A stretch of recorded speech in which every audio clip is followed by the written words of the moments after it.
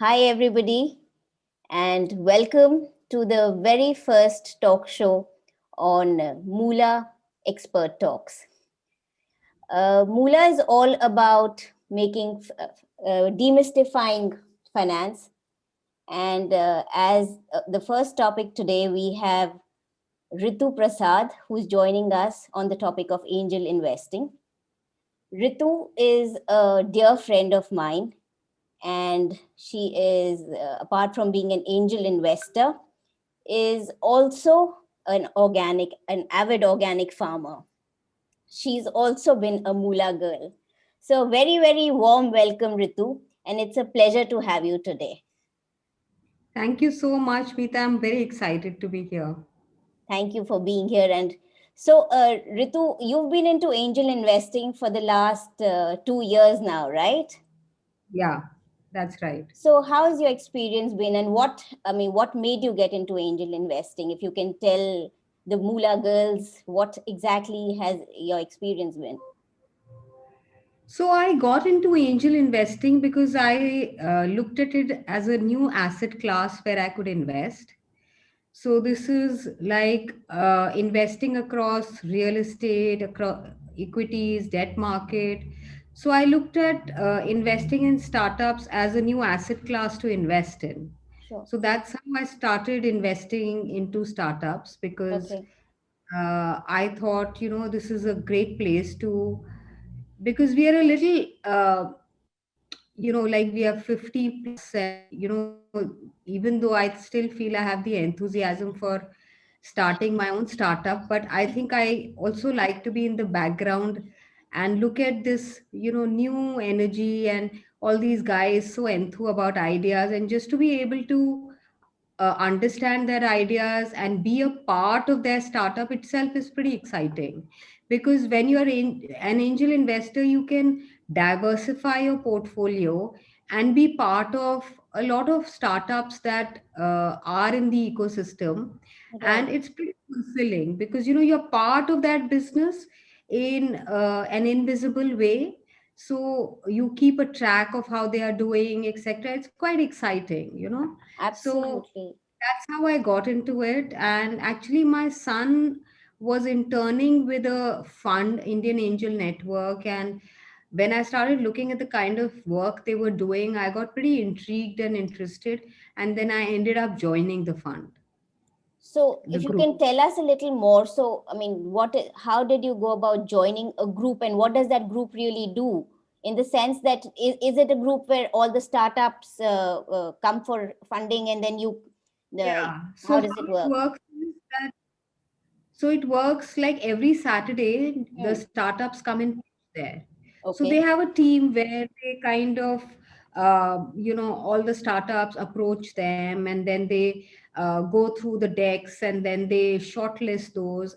And then those they pitch to the group of investors, the Okay. angel investors, who are Okay. part of the forum. Mm-hmm. So every Saturday, they pitch, three or four startups pitch to us, Okay. and then depending on who likes what and whatever, Hmm.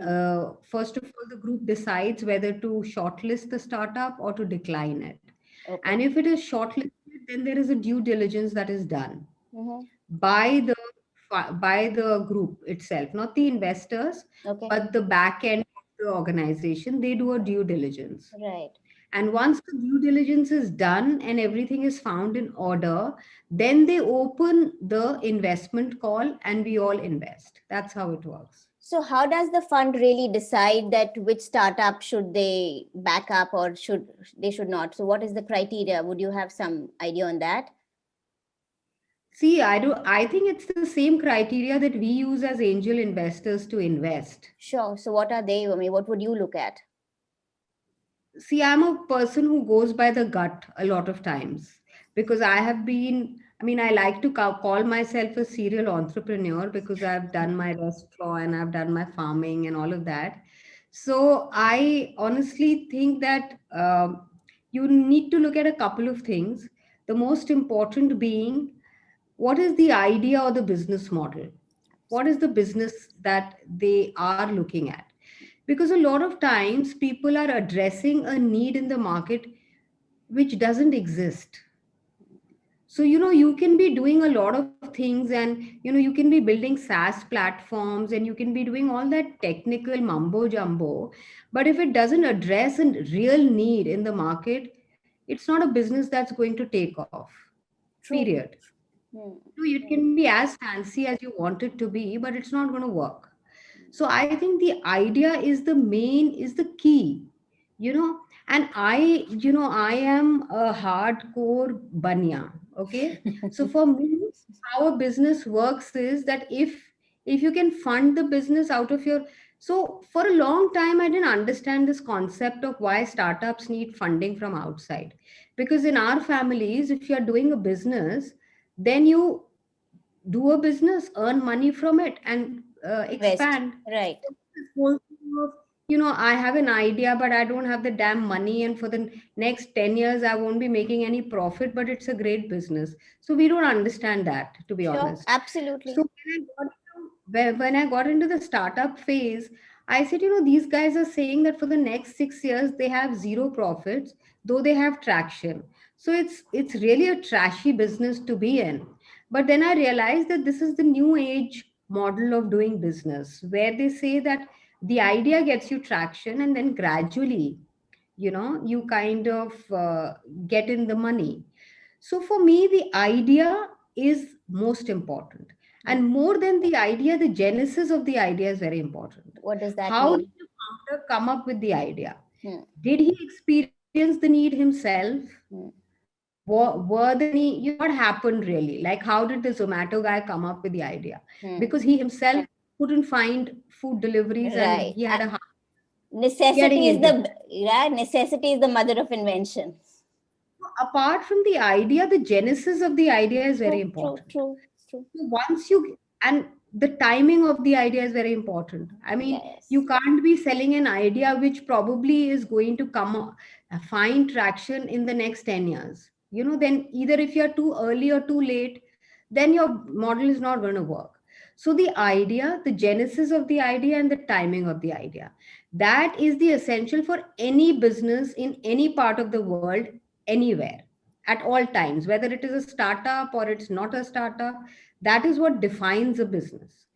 Then the team, I think the team, there is, I don't get enamored by IIM Ahmedabads and IITs. I don't get enamored by those. Totally. I look at guys who are committed, who are passionate about their idea, and who are open to criticism. True, true. A guy who thinks that he's God's gift to mankind, and comes to you for asking for money. I i mean i don't like to give money to arrogant people. So I look at the team, and the team has to be passionate. They can come from any damn place. They have to be passionate, and they need to show me traction for their idea. What does They that need mean? to show me. What So is traction basically means that they've generated some revenues. They have generated some revenues, and there exists a total addressable market, for that idea. Because the idea cannot be, unless the idea is something which is path breaking and it immediately clicks with me, then I don't bother about traction. But otherwise, need to look at traction. See, for example, in today's world, everybody is gungo about ed tech. yeah? Like, that's the new flavor. Everybody is getting into edtech. So how do you distinguish one company of edtech from the other? Because in a lot of ways, most of, there are too many subsets, there are too many overlaps, because everybody is trying to Agree, address the edtech agree, market. agree. The differentiations are very very minor. Somebody will say, oh, I'm doing this, I'm trying to do offline online combined. Somebody will give.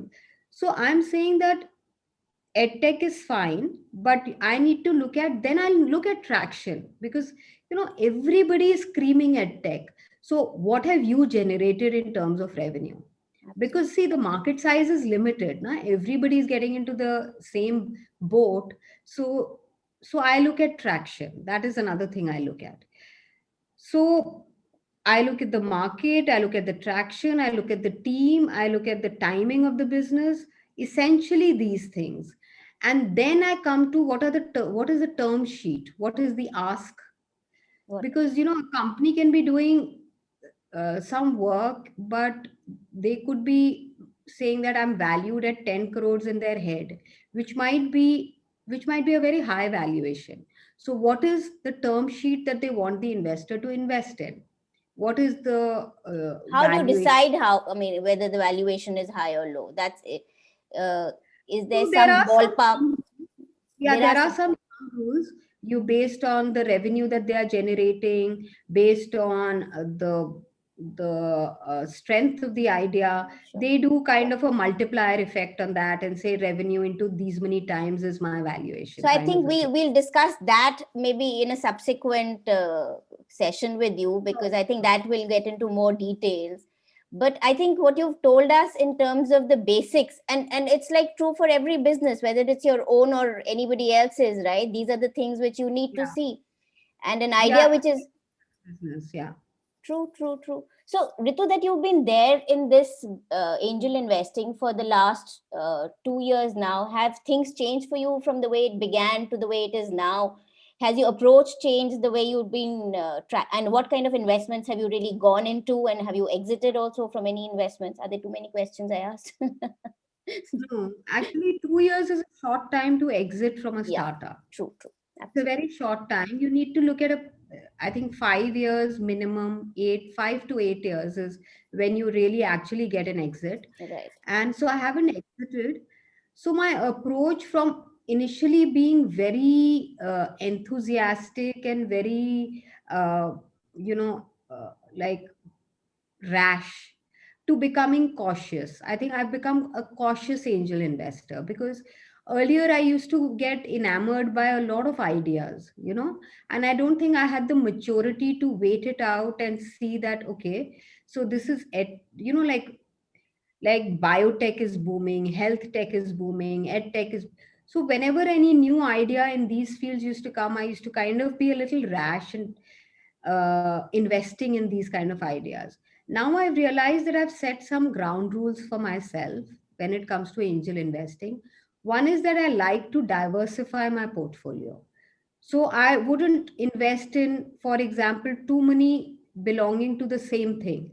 Like if I'm looking at hospitality, I would not, I would probably look at the best bet in hospitality and invest maybe in one or maximum two startups in hospitality. In agri-tech, because hospitality and agri-tech I understand because these are my fields. So in agri-tech I'd wait out for the one that clicks with me and then invest in the right one. So I diversify my portfolio. So I think that has changed because I did not have the maturity at that time to I used to get, if it is a energy saving device, like even if I wouldn't understand what your HVAC term is, I would still think that it's a great concept and invest. But I've realized that like stock markets, you need to understand the business that you're True. investing And in. that's what even Warren Buffett says, that, right? The first thing I think he says is that you must know the business that you're investing in. If you don't understand the business, then it's really no point investing in it. Yeah. So true. Yeah. So in startups that you don't understand, you shouldn't invest. Yeah. And you should diversify your portfolio based on the strength of the industry that you perceive. The world can perceive whatever they want to, you know. Yeah. You shouldn't get carried away by that. True. Like fintech is everything attached to tech is the buzzword. But you know, invest in what you understand. If you understand fintech, if you understood the idea, if you feel for the idea, if you really get the idea, then invest. Otherwise, just stay away from it. For example, there are certain startups which are very basic, like brick mortar model. Like there was this startup which was talking about kathi rolls. Okay. But I can't remember the company, but their traction was amazing. And I mean, it wouldn't sound a very fancy investment to invest in because, it doesn't have a SaaS platform, it doesn't have too many tech words to it, and it's not seeming very futuristic. but it's basic and it's got great traction. So invest in it. You know what I'm saying? In fact, I think the So basics that's really my work. rule. Yeah, no, I think it's awesome. I think the mool mantras that you have given are something which every investor should really look at. And awesome. I mean, these what you said is truly, truly, priceless. So thank you. Yeah. So, what are the last few Okay, things thank you? you. Anything else you'd like to say to the audience before we say? We'll probably meet once again to get get into finer details of angel investing. But I think for today we'll. No, I think angel investing is not hard. Hmm. I mean, the way because I'm also not a finance whiz kid, otherwise I wouldn't have joined Moolah. My finance is also pretty like dicey. So, but angel investing is not scary. You know, it's fun. It's a lot of fun Yeah. because you are in touch with all these new ideas, and it's like very exciting. But And what if you're a percentage of? cautious angel Sorry. investor, Continue. Continue. if you're a cautious angel investor, then I think you should get into it because it is a new avenue, it's a new asset class, and it's growing. So I think there is great potential. So be a little cautious, be sensible, and get into angel investing. What's the kind of It's not hard. percentage? What's the kind of percentage of your portfolio that you think should get into startups? I mean, just a little. What would be your ballpark number? Considering that it's a risky business, right? It's you would not want to put a lot of your money into angel investing. Is the way I would think. What would you say? Yeah, I think I would probably look at not more than 15% or 20%. True. And that's Not something more which than depends on everybody's risk appetite, right? Yeah. Yeah. I wouldn't go more than that. Sure. Thank you so much, Ritu, for your valuable inputs and for your time. And I think the Moola Thank you. girls are going to really benefit from what you have told them today. And so thank I you hope so so. Okay, thanks. Cheers. Bye. Thank you and have a good day. Bye. Thanks.